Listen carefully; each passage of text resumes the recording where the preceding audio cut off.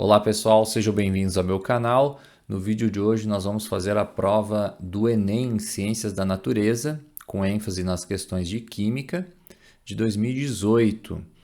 Lembrando que aqui em cima vai aparecer os números das questões conforme a cor da prova, e aqui do lado direito eu vou classificar as questões em fáceis, médias e difíceis, certo? Vamos começar? Questão 91 diz o seguinte: para serem absorvidos pelas células do intestino humano, os lipídios ingeridos precisam ser primeiramente emulsificados. Nesta etapa da digestão, torna-se necessária a ação de ácidos biliares, visto que os lipídios apresentam uma natureza apolar e são insolúveis em água. Esses ácidos atuam no processo de modo A. E aí nós temos as opções. Bom, trata-se de uma questão cujo conteúdo é a solubilidade. Então, o exercício fala em polaridade. Ele diz que os lipídios são apolares. E para que eles sejam absorvidos no processo da digestão, é necessário os tais ácidos biliares. Bom, eu botei aqui um exemplo de ácido biliar, que é o ácido cólico, para te mostrar que esse tipo de molécula que vai fazer o processo de emulsificação, ele vai ter uma parte polar, que são esses grupos orgânicos, né, polares, os grupos OH, e uma estrutura apolar. A estrutura apolar vai interagir com a gordura, né, com os lipídios, enquanto que a parte polar vai interagir com a água.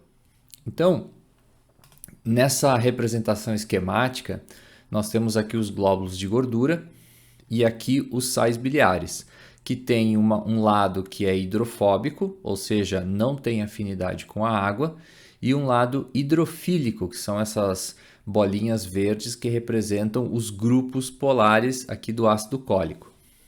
Nesse processo de emulsificação, esses glóbulos de gordura, eles serão emulsificados pelos sais biliares. Então aqui a gente tem uma representação de um processo de emulsificação em que o glóbulo de gordura está rodeado por moléculas de sais biliares, lembrando que a parte hidrofóbica fica interagindo com a gordura e a parte hidrofílica fica interagindo com a água. Por isso que as bolinhas verdes estão viradas para o lado de fora e as bolinhas amarelas para o lado de dentro.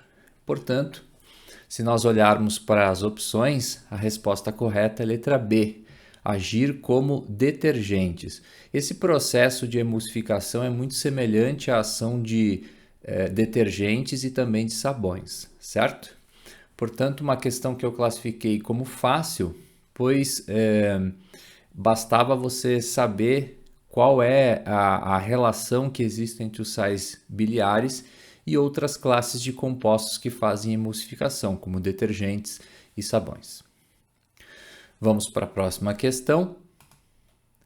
Questão 94 fala o seguinte: a identificação de riscos de produtos perigosos para o transporte rodoviário é obrigatória e realizada por meio da sinalização composta por um painel de segurança de cor alaranjada e um rótulo de risco.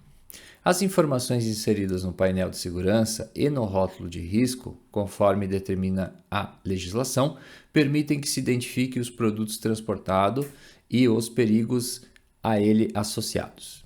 A sinalização mostrada identifica uma substância que está sendo transformada em um caminhão. Então aqui nós temos o código e aqui a indicação que trata-se de um gás tóxico. Os três algarismos da parte superior do painel indicam o número de risco. O número 268 indica tratar-se de um gás tóxico e corrosivo.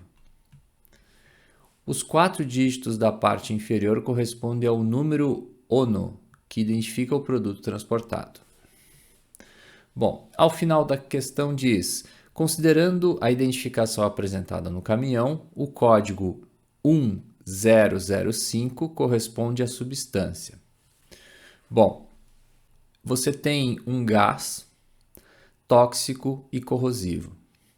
De todas essas substâncias, Todas elas são gases, o dióxido de carbono, o propano, o amônio, o nitrogênio e o eteno.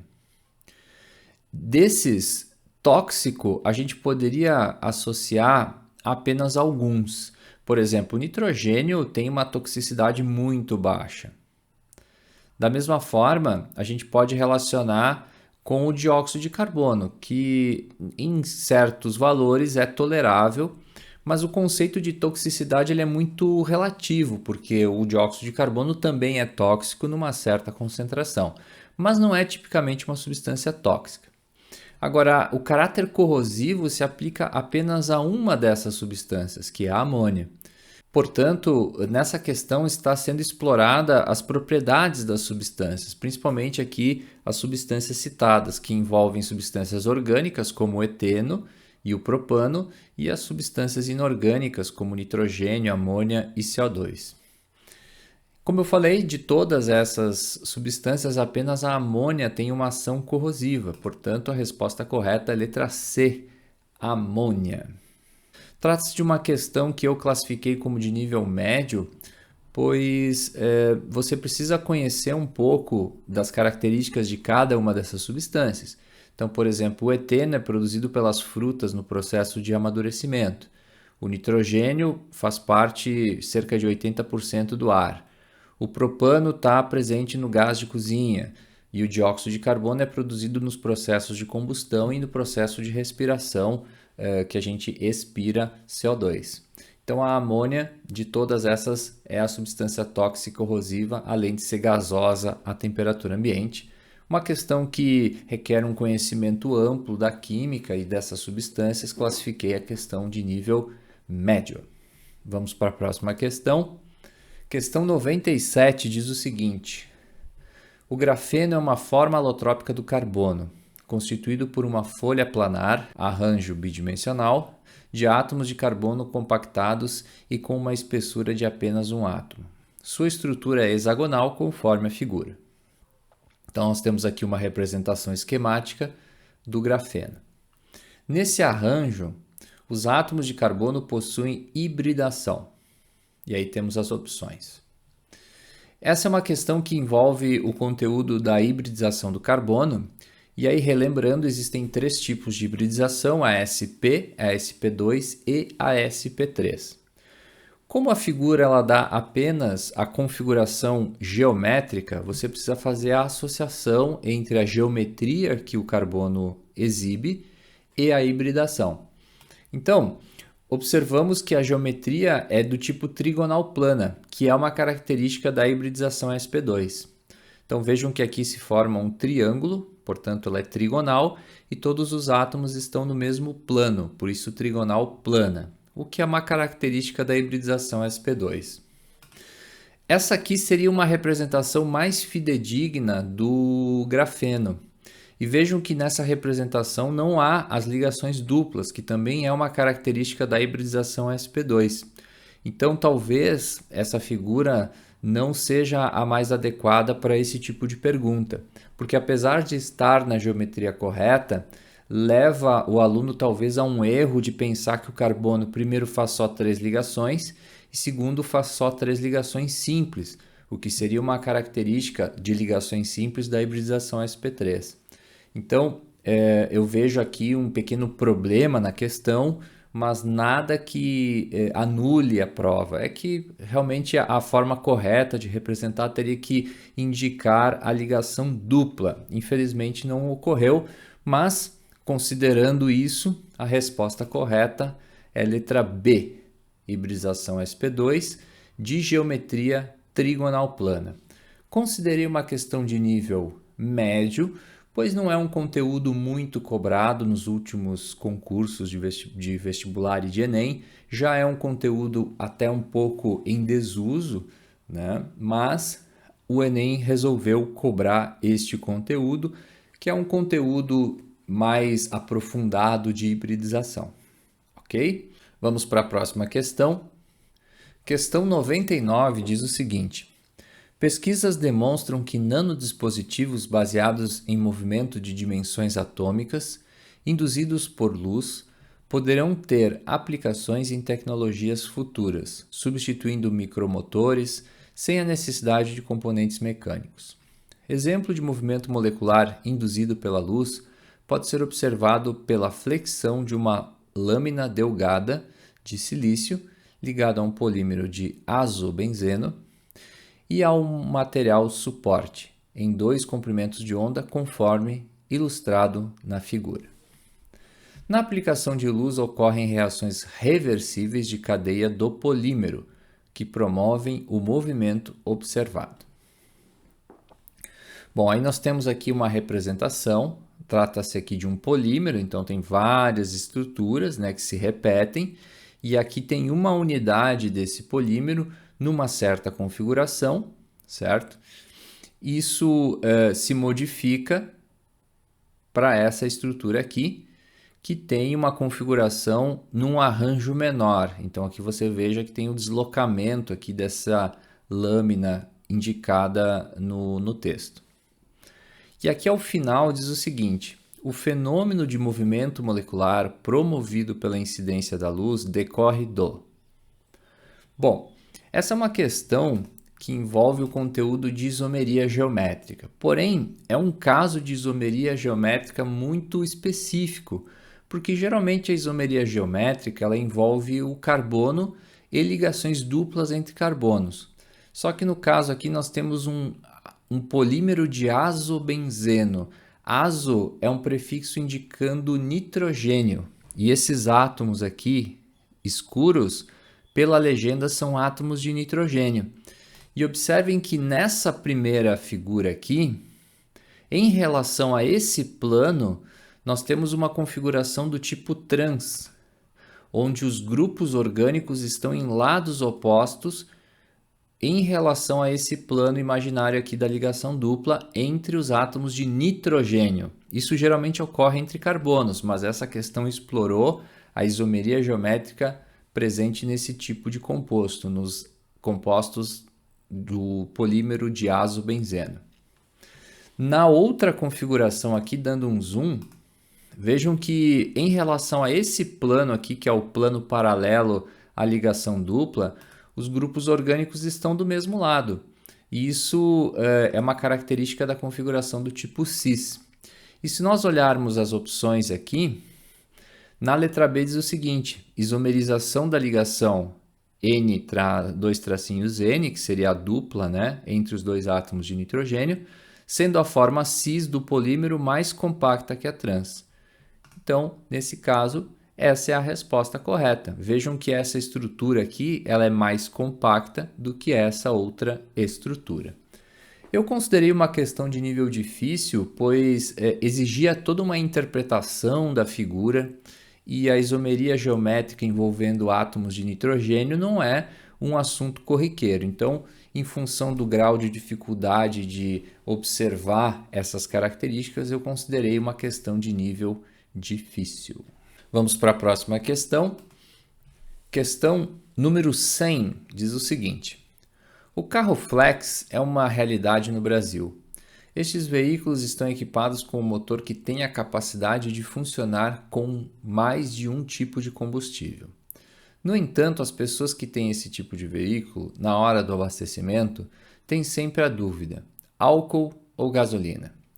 Para avaliar o consumo desses 2 combustíveis, realizou-se um percurso com um veículo flex, consumindo 40 litros de gasolina e no percurso de volta utilizou-se etanol. Foi considerado o mesmo consumo de energia tanto no percurso da ida quanto no da volta. O quadro resume alguns dados aproximados sobre estes combustíveis. Então aqui tem os 2 combustíveis, as suas respectivas densidades e os seus respectivos calores de combustão, ou seja, a energia liberada por grama na combustão desses combustíveis. E vejam que a gasolina fornece mais energia por unidade de massa do que o etanol. Com base nisso, a questão diz: o volume de etanol combustível em litro consumido no percurso de volta é mais próximo de... Então, uma questão que envolve a termoquímica e o conceito de densidade. Nós vamos precisar conceitos dessas 2 áreas da química. Para começar, podemos pensar no seguinte: a densidade da gasolina é igual à massa da gasolina sobre o seu volume. Como o enunciado fala que foram 40 litros de gasolina, esses 0,7 vem da tabela. A massa de gasolina consumida pode ser calculada usando a fórmula da densidade. E vejam que dos 40 litros eu transformei para 40 mil mililitros, fazendo a multiplicação dos 40 por 1000. Fazendo a conta, 40 vezes 0,7 vai dar 28 mil gramas, certo? Que, quando multiplicados por 10 quilocalorias por grama, que é o calor de combustão, vai nos permitir calcular a energia que foi liberada nesse processo. E a energia liberada pela gasolina foi de 280 mil quilocalorias de gasolina. Como o enunciado diz que o consumo de energia tanto no percurso da ida como no da volta foram iguais, esses 280 mil quilocalorias também foram produzidos pelo etanol. E aí agora é só fazer a conta ao contrário, ou seja, a partir da energia descobrir qual foi o volume de etanol que foi consumido na volta. Então, vejam que esses 280 mil quilocalorias também servem para o etanol. Se nós dividirmos esse valor por 6 quilocalorias por grama, dá uma massa de 46.666 gramas aproximadamente de etanol utilizado pelo carro. Considerando que nós temos a massa e nós temos a densidade do etanol, com isso dá para descobrir o volume que foi utilizado. Para isso, usamos a fórmula da densidade. Densidade do etanol igual a massa de etanol dividido pelo volume de etanol. Substituindo os valores 0,8 gramas por ml igual a 46,666 gramas dividido por volume de etanol, que é a nossa variável. Isolando o volume de etanol vai dar aproximadamente 58.332,5 ml, o que, arredondando e convertendo para litro, dá 58 litros, que é a resposta D. Portanto, a resposta correta, letra D. Considerei uma questão de nível difícil, porque além da parte do cálculo, que dá um pouco de trabalho, tinha que fazer a interpretação da questão para saber o que ela queria. Então, uma questão que eu considerei, dentro do contexto da prova, uma questão de nível difícil. Vamos para a próxima questão. Questão 101 diz o seguinte: as abelhas utilizam a sinalização química para distinguir a abelha rainha de uma operária, sendo capazes de reconhecer diferenças entre moléculas. A rainha produz o sinalizador químico conhecido como ácido 9-hidroxidec-2-enóico, enquanto as abelhas operárias produzem o ácido 10-hidroxidec-2-enóico. Nós podemos distinguir as abelhas operárias e rainhas por sua aparência, mas entre si elas usam essa sinalização química para perceber a diferença. Pode-se dizer que vem por meio da química. Então, uma questão que explora, o conceito dos feromônios, que são substâncias que, no caso, as abelhas utilizam para se comunicar. As moléculas dos sinalizadores químicos produzidas pelas abelhas rainha e operária possuem a diferença na. Então, questão que envolve o conceito de nomenclatura dos compostos orgânicos. Se vocês olharem para os nomes, que é o que a questão fornece, a diferença entre um nome e outro está no número, o 9 e o 10. E esse 9 e esse 10 indicam a posição do grupo hidroxi, que é o grupo hidroxila presente na estrutura do composto. Então vejam que essa é a primeira estrutura do 9-hidroxidec-2-enóico, em que o grupo H está posicionado no carbono de número 9. Esse aqui seria o carbono 1, contando da esquerda para a direita, esse seria o 9º carbono, esse o 10º. Então, a posição do grupo hidroxi nesse primeiro composto é 9, e nesse segundo composto, o grupo H foi para o carbono 10. Vejam que a diferença está na posição de um grupo funcional.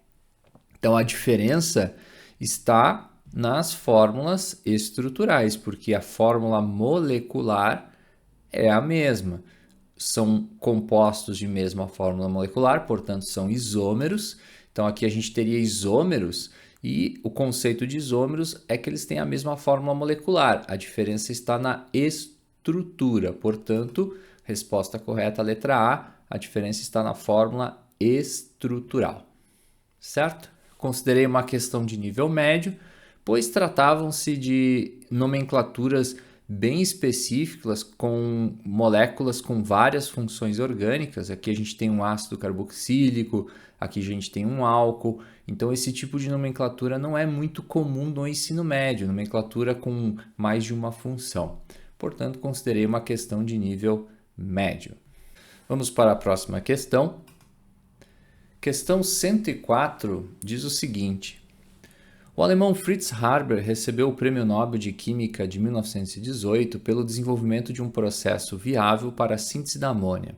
Em seu discurso de premiação, Haber justificou a importância do feito dizendo que, abre aspas, desde a metade do século passado, tornou-se conhecido que o suprimento de nitrogênio é uma necessidade básica para o aumento das safras de alimentos.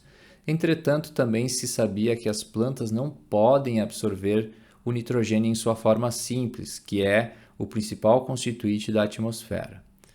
Elas precisam que o nitrogênio seja combinado para poderem assimilá-lo. Economistas agrícolas basicamente mantêm o balanço de nitrogênio ligado. No entanto, com o advento da era industrial, os produtos do solo são levados de onde cresce a colheita para os lugares distantes, onde são consumidos, fazendo com que o nitrogênio ligado não retorne à terra no qual foi retirado. Isso tem gerado a necessidade econômica mundial de abastecer o solo com nitrogênio ligado. A demanda por nitrogênio, tal como a do carvão, indica o quão diferente nosso modo de vida se tornou em relação aos das pessoas que, com seus próprios corpos, fertilizam o solo que cultivam. Desde a metade do último século, nós vínhamos aproveitando o suprimento de nitrogênio do salitre que a natureza tinha depositado nos desertos montanhosos do Chile.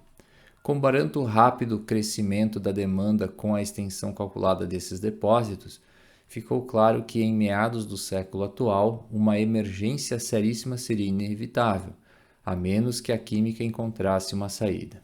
Bom, esse é um texto que fala sobre a síntese da amônia, feita pelo Fritz Haber, juntamente com o Carl Bosch, e fala um pouco do contexto em que a síntese da amônia ela é importante.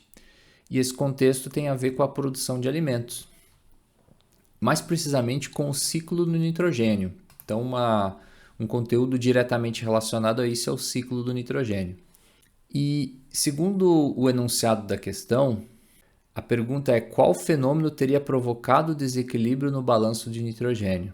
E ao fazer a leitura do texto, se percebe que o texto está justamente falando sobre a intensificação do fluxo de pessoas do campo para a cidade, que a resposta correta é a letra D. Dessa forma, sem as pessoas estarem mais no campo e indo para as cidades, o nitrogênio, de certa forma, ele não está voltando para a Terra. Basicamente, isso seria um resumo do texto que eu acabei de ler. E, portanto, com a intensificação das pessoas do campo para a cidade, esse nitrogênio não está mais voltando para a Terra, daí a necessidade de se criar os fertilizantes. E a amônia, ela é um precursor de vários fertilizantes que tornam a terra disponível para a produção agrícola. Portanto, uma questão que eu classifiquei como de nível fácil, pois traz uma interpretação de um texto cuja resposta é bastante fácil de se obter, por isso uma questão de nível fácil. Vamos para a próxima questão. Questão 108 diz o seguinte: por meio de reações químicas que envolvem carboidratos, lipídios e proteínas, nossas células obtêm energia e produzem gás carbônico e água. A oxidação da glicose no organismo humano libera energia, conforme ilustra a equação química, sendo aproximadamente 40% dela é disponibilizada para a atividade muscular. Então, nós temos aqui a equação de combustão, o ΔH de combustão e o seu respectivo valor em quilojoules. E pede aqui para nós considerarmos essas massas molares para os elementos envolvidos na reação. Ao final, a questão diz: na oxidação de 1 grama de glicose, a energia obtida para a atividade muscular em quilojoules é mais próxima de... Bom, trata-se de uma questão envolvendo termoquímica e estequiometria. A partir das informações que estão na equação, é possível fazer um cálculo da energia liberada por 1 grama de glicose. Como é que se faz esse cálculo? Bom, a primeira etapa é calcular a massa molar da glicose. Então, basta pegar a quantidade de átomos de cada elemento na fórmula e multiplicar pelas respectivas massas atômicas que estão disponíveis na própria questão. Somando tudo, isso dá 180 gramas por mol para a glicose. Ou seja, 1 mol de glicose tem 180 gramas. Já que a entalpia é em quilojoules, e aqui nós temos 1 mol de glicose, diretamente nós podemos associar que 180 gramas de glicose produzem 2.800 quilojoules. Se essa energia aqui é liberada por essa massa, o exercício quer saber por 1 grama de glicose. Portanto, 1 grama de glicose vai produzir X quilojoules de energia. O valor de X dá aproximadamente 15,56 quilojoules. Porém, essa é a quantidade de energia total. No enunciado, é dito que 40% é disponibilizada para atividade muscular. E a questão faz a referência para atividade muscular. Portanto, ao final da questão, basta você calcular o quanto que equivale a 40% disso aqui. Então, 15,56 kJ, 100%. Quanto que seria 40% de 15,56? Fazendo a conta, isso dá aproximadamente 6,2 kJ, que é a resposta presente na letra A. Portanto, a resposta é letra A. Considerei uma questão de nível médio, pois relaciona 2 conteúdos e exigia um pouco de cálculos químicos básicos, mas que dão um certo trabalho, portanto, uma questão de nível médio. Vamos para a próxima questão. Questão 111 diz o seguinte: a hidroxilamina, aqui temos a fórmula dela, é extremamente reativa em reações de substituição nucleófila, justificando sua utilização em diversos processos. A reação de substituição nucleófila entre o anidrido acético e a hidroxilamina está representada. Então, nós temos aqui um esquema mostrando a reação do anidrido acético com a hidroxilamina e gerando 2 produtos, o produto A e o produto B. Bom, no enunciado diz assim, o produto A é favorecido em relação ao B por um fator de 10⁵. Em um estudo de possível substituição do uso da hidroxilamina, foram testadas as moléculas numeradas de 1 a 5. Então, aqui nós temos as possibilidades de 1 a 5. Dentre as moléculas testadas, qual delas apresentou menor reatividade? Bom, é uma questão que eu considerei uma questão de nível difícil, pois, primeiro, é um conteúdo que não é visto no ensino médio, que é a substituição nucleófila. Esse tipo de linguagem é vista no ensino superior, mas, mesmo assim, a questão ela dá indícios, né? Te dá dicas através desse sistema aqui, desse esquema, do que é possível responder sem conhecer a substituição nucleófila. Então, no caso, eu considerei que o conteúdo é reações orgânicas, e se você observar, essa é a hidroxilamina, né? Se você observar, na primeira reação, para produzir o produto A, foi substituído esse hidrogênio verde aqui, que eu pintei de verde. Então, esse hidrogênio aqui que eu estou destacando, ele foi substituído para formar o produto A. Já no produto B, nós tivemos a substituição desse hidrogênio aqui que é o hidrogênio ligado ao nitrogênio, para a formação do produto B. Então, como os dois produtos formados são o A e o B, nós precisamos de um reagente que tenha, em primeiro lugar, hidrogênio ligado a oxigênio e, em segundo lugar, hidrogênio ligado a nitrogênio. E de todas as opções, a única que não tem nem hidrogênio ligado a oxigênio, nem hidrogênio ligado a nitrogênio, é essa estrutura aqui, que é a estrutura de número 4. Vejam que tem um carbono que não está sendo representado, ligado ao oxigênio, e aqui nós temos 2 carbonos ligados ao nitrogênio. Portanto, é um reagente, né, que não poderia ser utilizado nessa reação com anidrido acético, pois não tem hidrogênios para ser substituído. Portanto, a resposta correta é a letra D. A estrutura 4 não poderia ser utilizada, pois ela teria uma menor reatividade. Considerei uma questão de nível difícil, pois, como eu falei, é uma reação que não é estudada no ensino médio e fica difícil, né? O aluno teria dificuldade de fazer toda essa análise que eu acabei de fazer. Portanto, uma questão de nível difícil. Vamos para a próxima questão.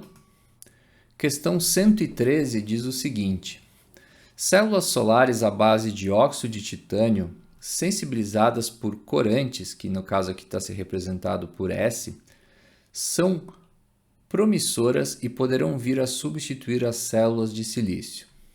Nessas células, o corante absorvido sobre o óxido de titânio é responsável por absorver a energia luminosa, representada aqui pela constante de Planck vezes a frequência, e o corante excitado, que é o S asterisco, é capaz de transferir elétrons para o óxido de titânio. Um esquema dessa célula e os processos envolvidos estão ilustrados na figura. Então, aqui nós temos a representação, e aqui diz que a conversão de energia solar em elétrica ocorre por meio da sequência de reações representadas. Então, nós temos uma sequência aqui de 4 equações, e ao final a questão diz: a reação 3 é fundamental para o contínuo funcionamento da célula solar, pois... Bom, nós temos uma questão que envolve conceitos de eletroquímica, pois trata-se de uma célula solar que envolve reações de oxidação e redução. E o enunciado pede para a gente destacar a reação de número 3. Só que para analisar a número 3, a gente tem que analisar todas as demais reações. Então percebam aqui que o óxido de titânio junto com o corante, né? Isso aqui representa a associação do óxido de titânio com o corante, através da ação da luz solar, transforma essa espécie aqui, né, no corante na sua forma excitada. Ó, vejam, corante excitado. Esse corante excitado vai gerar a espécie oxidada do corante, ou seja, o S+, mais um elétron. E esse S+, junto com o óxido de titânio, na terceira etapa, finalmente, ele vai sofrer um processo de redução, voltando a ser o óxido de titânio mais o corante na sua forma original, como ele participou da primeira etapa. E se você olhar para as opções, cada uma delas fala alguma coisa, e analisando cada uma delas, nós temos o seguinte: na letra A, nós temos uma afirmação falsa. Vejam bem, nós temos a transição do iodo menos para o I3 menos. Nessa transformação, o NOx sai de -1 e vai para -1/3, portanto, houve um aumento de NOx. E o aumento de NOx nós chamamos de oxidação e não de redução, portanto, a letra A é falsa. Na letra B, nós temos uma afirmação verdadeira, que é justamente a resposta, pois vejam que na reação 3 se regenera o corante. E aí, com o corante regenerado, ele pode participar novamente de uma próxima etapa, produzindo mais energia elétrica. Então, regenerar o corante é a função da reação número 3.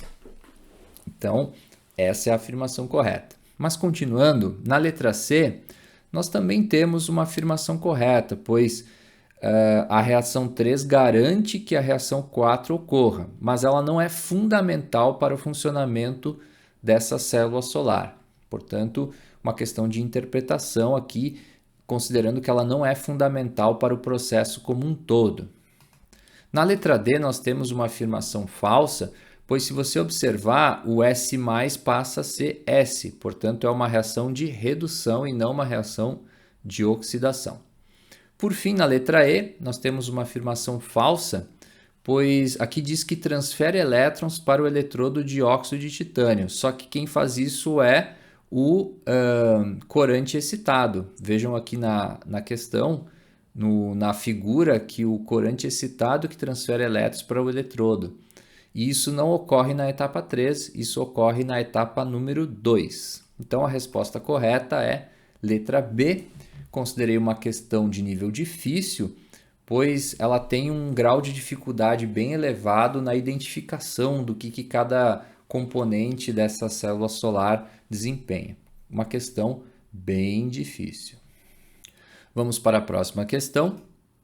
Questão 116 diz o seguinte: o sulfeto de mercúrio foi usado como pigmento vermelho para pinturas de quadros e murais.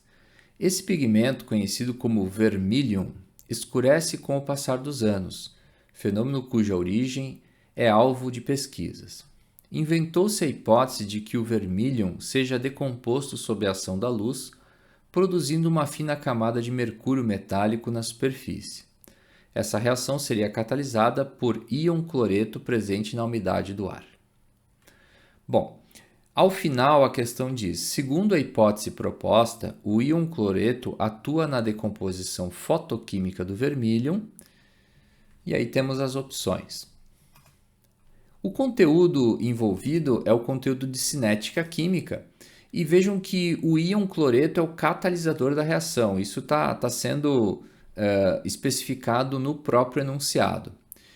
E se o íon cloreto é o catalisador da reação, o catalisador ele aumenta a velocidade da reação, diminuindo a sua energia de ativação. E se você olhar aqui para as alternativas, a única alternativa que fala disso é a alternativa C. Portanto, a resposta correta é a alternativa C, diminuindo a energia de ativação. Uma questão que a resposta está no próprio enunciado. Achei uma questão de nível fácil, pois traz o conceito de catalisador, que é justamente uma substância que diminui a energia de ativação, fazendo com que a reação se torne mais rápida. Uma questão direta e simples, questão de nível fácil, certo? Próxima questão. Questão 119 diz o seguinte: na mitologia grega, Nióbia era filha de Tântalo, dois personagens conhecidos pelo sofrimento. O elemento químico de número atômico Z igual a 41 tem propriedades químicas e físicas tão parecidas com o elemento de número atômico 73 que chegaram a ser confundidos. Por isso, em homenagem a esses dois personagens da mitologia grega, foi conferido a esses elementos os nomes de Nióbio e Tântalo. Esses dois elementos químicos adquiriram grande importância econômica na metalurgia, na produção de supercondutores e em outras aplicações na indústria de ponta, exatamente pelas propriedades químicas e físicas comuns aos dois. Bom, lá no final da questão diz: a importância econômica e tecnológica desses elementos, pela similaridade de suas propriedades químicas e físicas, deve-se a... Bom, é uma questão que envolve tabela periódica. Se vocês observarem, os elementos com propriedades químicas semelhantes geralmente são do mesmo grupo. E aí, a resposta correta é a letra C, pertence ao mesmo grupo da tabela periódica. Então, é uma questão que fala toda uma questão contextualizada a respeito dos dois elementos, mas bastava você entender que esses elementos eles são parecidos em termos de propriedades e lembrar que elementos no mesmo grupo têm propriedades químicas semelhantes. Portanto, uma questão que eu considerei de nível fácil, pois bastava você lembrar dessa característica dos elementos no mesmo grupo terem propriedades químicas semelhantes, certo? Vamos para a próxima questão. Questão 122 diz o seguinte: alguns materiais sólidos são compostos por átomos que interagem entre si formando ligações que podem ser covalentes, iônicas ou metálicas. A figura apresenta a energia potencial de ligação em função da distância interatômica em um sólido cristalino. Analisando essa figura, observa-se que na temperatura de 0 Kelvin, a distância de equilíbrio da ligação entre os átomos, R0, corresponde ao valor mínimo de energia potencial.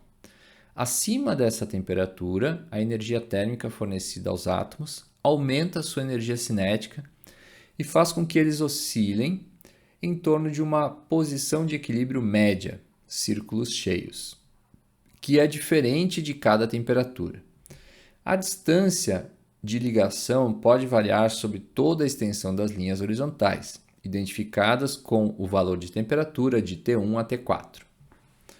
Aqui é apresentado o gráfico e, ao final, diz: o deslocamento observado na distância média revela o fenômeno da... Bom, é uma questão que envolve o conceito de dilatação térmica. Então vejam que nós temos aqui T1, T2, T3 e T4. São diferentes temperaturas e vejam que os círculos que representam aqui, segundo o enunciado, em torno de uma posição de equilíbrio média. Então essas são as posições de equilíbrio média que correspondem à distância entre os átomos. E vejam que as distâncias entre os átomos estão aumentando conforme aumenta a temperatura. Isso é uma característica da dilatação térmica. Portanto, se a gente considerar que a distância interatômica aqui está aumentando, isso é uma característica da dilatação térmica. Portanto, como resposta, temos a letra B, dilatação. É uma questão de interpretação, exigia, claro, uma análise do gráfico, mas claramente trata-se de uma questão envolvendo dilatação. Considerei uma questão de nível fácil. Vamos para a próxima questão. Questão 125 diz o seguinte: em 1938, o arqueólogo alemão, e aqui temos um nome que eu não vou pronunciar, diretor do Museu Nacional do Iraque, encontrou o objeto estranho na coleção da instituição, que poderia ter sido usado como uma pilha, similar às utilizadas em nossos dias. A suposta pilha, datada de cerca de 200 a.C., é constituída de um pequeno vaso de barro, argila, no qual foram instalados um tubo de cobre, uma barra de ferro, aparentemente corroída por ácido, e uma tampa de betume, feita de asfalto, conforme ilustrado. E aí pede para considerar os potenciais do ferro, do hidrogênio e do cobre. Aqui nós temos uma representação esquemática da suposta pilha, E ao final diz o seguinte: nessa suposta pilha, qual dos componentes atuaria como cátodo? Bom, é uma questão que envolve os conceitos de eletroquímica, mais precisamente de pilha. E aí nós temos que lembrar que o polo positivo é chamado de cátodo, que é o local onde ocorre a redução. E o polo negativo, que é o ânodo, é o local onde ocorre a oxidação. Então, lembrando disso, se a gente considerar os potenciais, o cobre tem o potencial maior que o ferro. Então, o cobre vai sofrer redução e o ferro vai sofrer oxidação. Então, se a pergunta é quem vai atuar como cátodo, no cátodo é onde ocorre a redução. Então, é o local onde o cobre vai virar cobre metálico. Então, vejam só, o tubo de cobre é a região aqui especificada, Esse tubo aqui é feito de cobre. O cobre vai funcionar como o cátodo, que é onde ocorre o processo de redução. Então, como o potencial do cobre é maior que o do ferro, então o ferro oxida e o cobre reduz. Logo, o cobre, o tubo de cobre, atuará como o cátodo dessa pilha. Então, a resposta correta é a letra D. O tubo de cobre vai fazer o papel de cátodo. Uma questão de nível médio, pois trazia uma situação bem diferenciada de pilha, Uma pilha bem antiga, constituída por ferro e cobre, mas lembrando dos conceitos de ânodo e de cátodo, você conseguia responder tranquilamente a questão. Não é uma questão fácil, é uma questão de nível médio. Vamos para a próxima questão. Questão 127 diz o seguinte: usando um densímetro cuja a menor divisão da escala, isto é, a diferença entre duas marcações consecutivas é de 5 vezes 10 na menos 2 grama por centímetro cúbico, um estudante realizou um teste de densidade. Colocou este instrumento na água pura e observou que ele atingiu o repouso na posição mostrada. Então aqui nós temos a representação do densímetro que está a uma certa profundidade em relação à água. Então vejam que aqui a marcação é de 2 quadradinhos submersos e 3 quadradinhos que não estão submersos, estão acima do nível de água. Os dois outros recipientes, A e B, contendo 2 litros de água pura em cada um, ele adicionou 100 gramas e 200 gramas de NaCl, respectivamente. Quando o cloreto de sódio é adicionado à água pura, ocorre a dissociação formando Na+, e Cl-. Considere que esses íons ocupam espaços intermoleculares da reação. Essa última frase aqui diz o seguinte, que os íons Na+, e Cl- estão nos espaços entre as moléculas, ou seja, não haverá aumento de volume pela dissolução de sal. Nesses recipientes, a posição de equilíbrio dos densímetros está representada em... Bom, é uma questão que envolve claramente o conceito de densidade, mais precisamente o uso aqui do densímetro para medir a densidade. E para fazer essa questão, tem que considerar o seguinte. Observem que no sistema A foi dissolvido 100 gramas de sal em 2 litros de água. No sistema B foram 200 gramas de sal em 2 litros de água. Portanto, eu espero que a densidade do sistema B seja maior que a da A. E, se a gente calcular a densidade do sistema A, basta pegar a massa de água mais a massa de sal, dividido pelo volume de água, já que o sal vai ocupar os espaços intermoleculares lá na água. Substituindo as variáveis, fica densidade A igual a 2.000 gramas mais 100 gramas dividido por 2.000 ml. Fazendo a conta, isso dá 1,05 grama por ml. Já a densidade da solução B pode ser calculada da mesma forma, e aí substituindo os valores fica 2.000 mais 200 dividido por 2.000 ml, o que dá uma densidade de 1,10 grama por ml. Se a gente observar, o enunciado diz que usando um densímetro cuja menor divisão de escala é de 5 vezes 10 na menos 2 grama por centímetro cúbico. E a diferença entre as duas densidades é justamente a diferença de uma marcação. Então, pensa comigo, se você está mergulhando o densímetro em soluções mais densas, esse densímetro ele tende a boiar mais do que afundar. Então, se você pegar as opções, somente 2 opções têm os densímetros numa condição em que eles não estão mais fundos do que o sistema original, que era só água, que são as opções D e E. Só que aqui subiu 2 quadrados e aqui subiu 2 quadrados e meio, enquanto na letra D subiu 1 quadrado e aqui subiu 2 quadrados. Como a densidade aqui de A é 0,05 menor do que a densidade de B, a tendência é que o densímetro no sistema A ele suba 1 quadrado em relação ao sistema original, enquanto que o sistema B suba 2 quadrados em relação ao sistema original.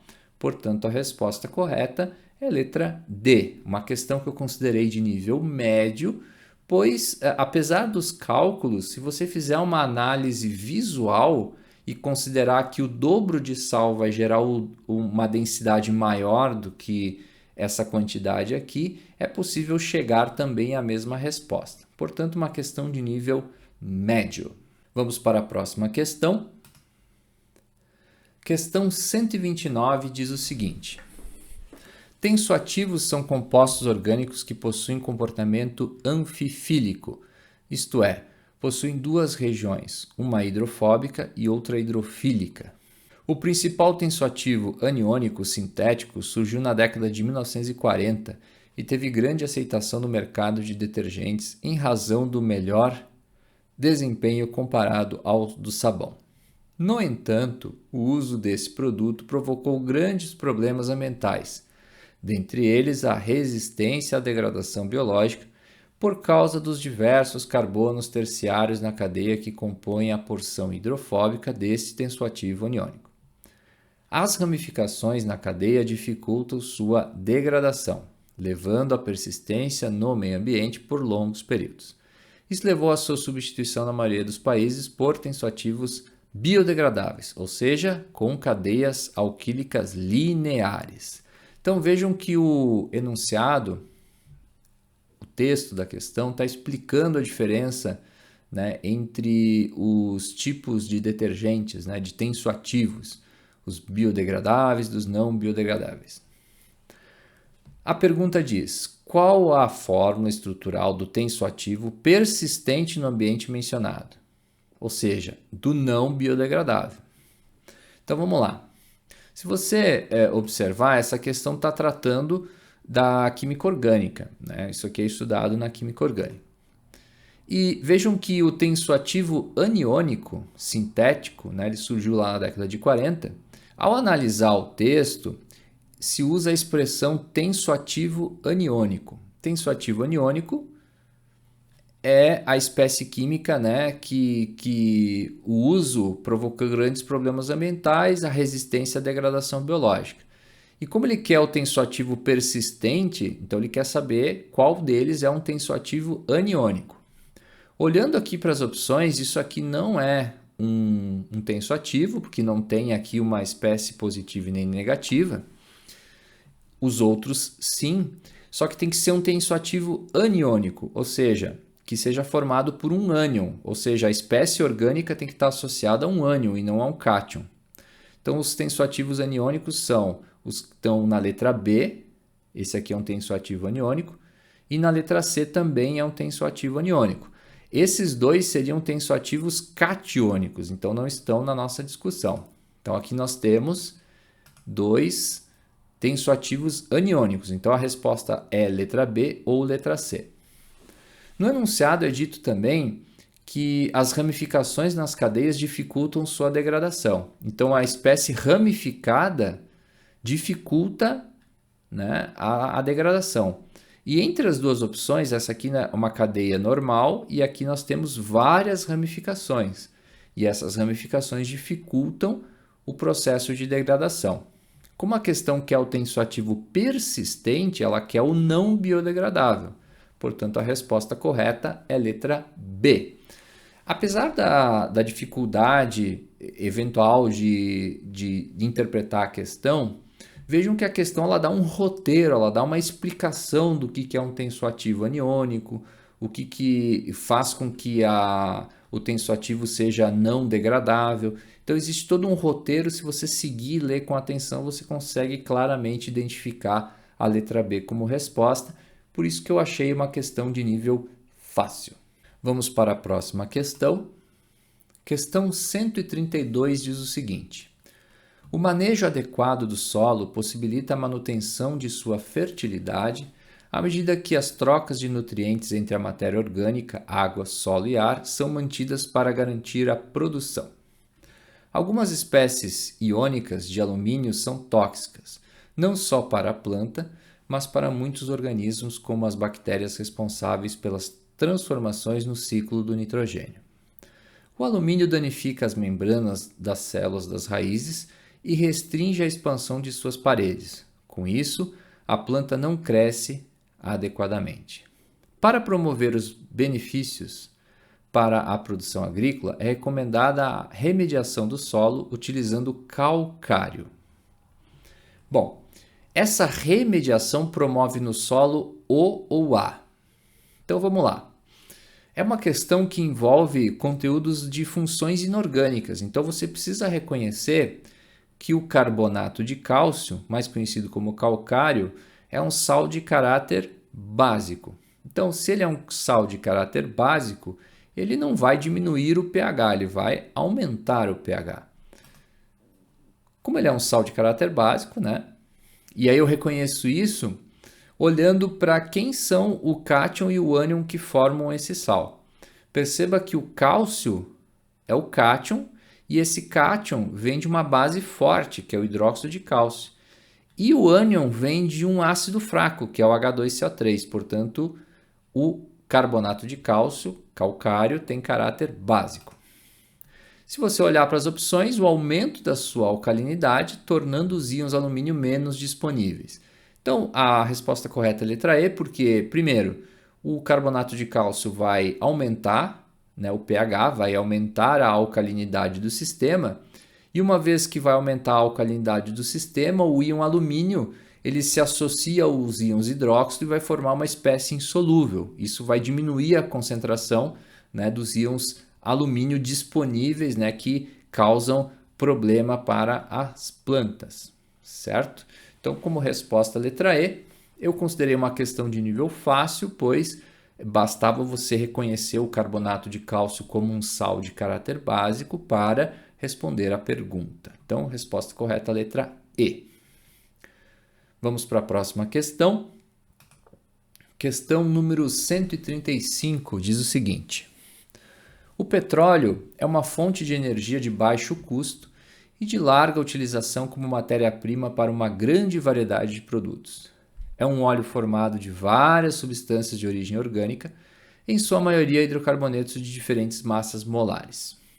São utilizadas técnicas de separação para a obtenção dos componentes comercializáveis do petróleo. Além disso, para aumentar a quantidade de frações comercializáveis, utilizando o produto de origem fóssil, utiliza-se o processo de craqueamento. O que ocorre nesse processo? Bom, uma questão que envolve o conceito de craqueamento e pergunta o que é craqueamento. Basicamente, essa é a pergunta da questão. Tem toda uma introdução sobre o petróleo, mas a questão quer saber o que é craqueamento. Então, craqueamento é uma expressão que deriva do inglês cracking, que significa quebra. Então, se você pega moléculas grandes, como uma fração maior, como diesel, e transforma em moléculas menores. E dessa forma, você aumenta uma fração de moléculas mais leves. Eu vou pegar como exemplo aqui essa molécula que pertence à fração diesel, uma molécula com 16 carbonos e 34 hidrogênios. Em determinadas condições de pressão, temperatura e catalisadores, eu quebro literalmente essa molécula em moléculas menores, como por exemplo 2 moléculas com 8 carbonos, uma com 18 hidrogênios e uma com 16 hidrogênios. E essas moléculas elas pertenceriam à fração gasolina, portanto eu conseguiria transformar o diesel em gasolina através desse processo que se chama craqueamento. Entre as opções, a resposta correta é a letra A, transformação de frações do petróleo em outras moléculas menores, uma questão direta que eu considerei uma questão de nível fácil.